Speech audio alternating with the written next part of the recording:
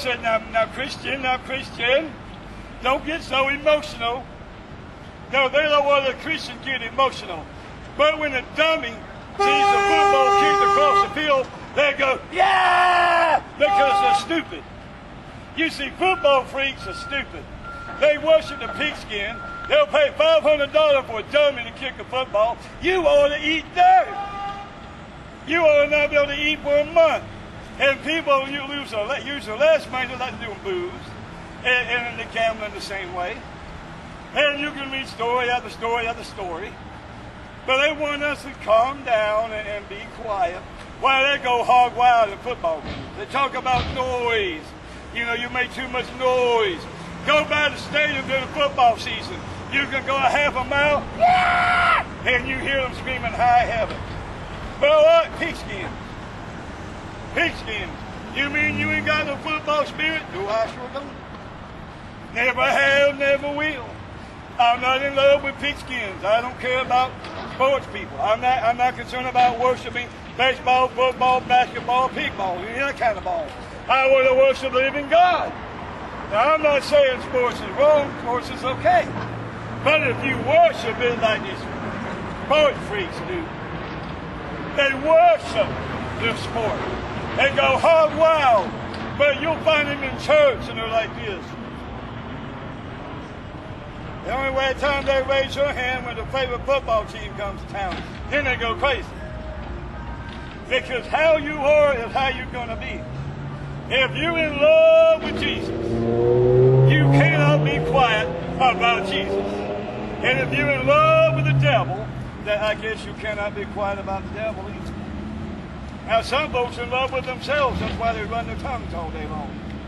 They're in love. They like to hear themselves talk.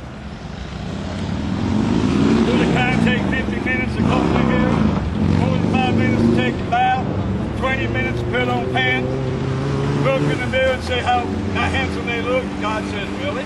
You don't look too handsome to me, you look like a dog. They made the outside look nice. They want everybody to look at them and say, look what he got. Well, I wish I had what he had. But here comes a Christian. I wish that Christian wouldn't come around.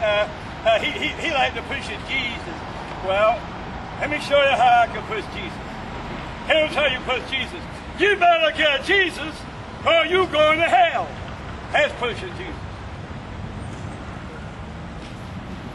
But if you see me go stand here and make you go to Jesus, now Jesus told me to, yeah, I'd make it in a heartbeat. I'd get you down and beat you in the face till you came to Jesus. But I didn't what he said do. I didn't know way to talk about Jesus. But that's what the world does. Well, if you don't smoke a cigarette, they say, what's wrong, you chicken? I like breathing, dummy.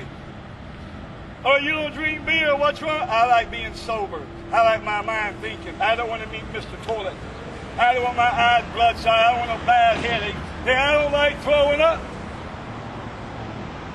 But for some reason, little boys and girls today can't wait until they have a cigarette in their hand, a whore on their side, and build a low life a butt dumper. Because we adults, we walk around partying, we drink our liquor, and smoke weed, and go to bed with Tom, Dick, and Harry and say, we're adults. And the children say, yeah, I want to be an adult one day. I can't wait till I can do those things. And you know when they come to do them? College universities. They can't wait to come to college to be adults. They don't want to be around mom and dad. They don't want to be around no preacher. They want to be around those like folk like they are. They want to, you know what? In that attitude, they all go join a sorority or a fraternity. Because when a sorority or fraternity gets done with you, you're going to wish you never heard of a campus. Because some people treat you like dogs. If my son came to a college campus and he joined a fraternity and they started making him do things, I would take my belt off to them frat boys and I'd hold them down and I'd give them a beat their dad never gave them. No dad wants their son and daughter to treat her like crap. And you know, God is the same way. He don't want his people treated like crap. He wants them respected because of who they represent. They don't represent religion. They don't represent some preacher or being people behind him. They represent the Almighty God. And they're supposed to have the type of respect. But the world don't respect God. They never have, they never will. They didn't respect Jesus. They didn't care about Jesus. They didn't love Jesus. They didn't think about Jesus or who Jesus was. See, I'm getting a little bit nitty-gritty today because I want to. It's a little bit battle time. There's a lot of time I ask students on campus, what time is it? They say a certain time. The way I said, battle time, battle time. It's time for war. There's battle. I'm at war. I love fighting. I love battle. Oh, you mean you hate? No, I love. You know, I used to ask myself, why did General Patton like war so much? You know what his answer was? He likes to protect the United States of America from our enemies.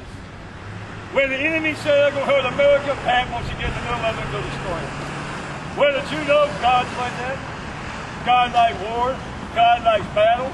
When the devil attacks his people, God steps in and says, now, boy, here I am, and he starts running.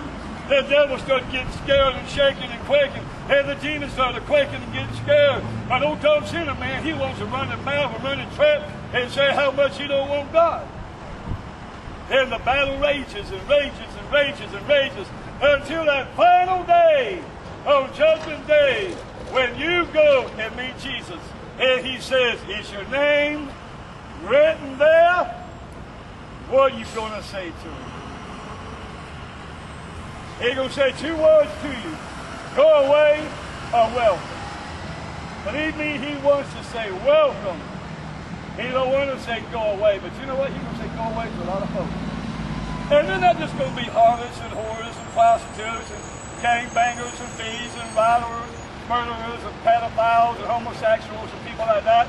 He's going to say the businessmen, scientists, doctors, lawyers, teachers, preachers, pastors, prophets, Sunday school teachers, bus drivers, presidents, governors, policemen, judges, everyone that don't know Jesus, he's going to tell them go away.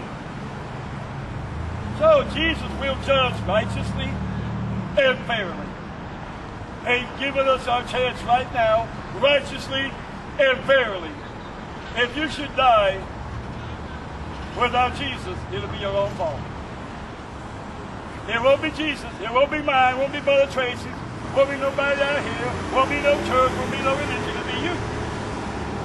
Because Jesus in his great love still says, come. Come. Come. Now, if you say the word come, some folks think you think about something else. Because they got a dirty, nasty mind. Somebody asked me, what's a homo? Well, I'm about to tell you what a homo really is. A homosexual, that's somebody that likes a guy. They're not a guy like guy because they're best buddies and friends. They put their arms around one another. They hug each other. It's when you go to bed and you do the sex. That's when you become homo. That's what separates you from homo from heterosexual. Heterosexuals want babies. Homos want penises. There's a mighty big difference. Homos can't have babies. Baby can't come in the picture because they're not a female in the picture. But when a man, a woman, a husband and wife go to bed, then they have sex, they're doing it because they have a right to do it because they're married. And it's a right that God gave, and only God gave that right and no one else. But then what does that have to do about coming to Jesus? It has a lot to do with it. As you are, as you will be on that day.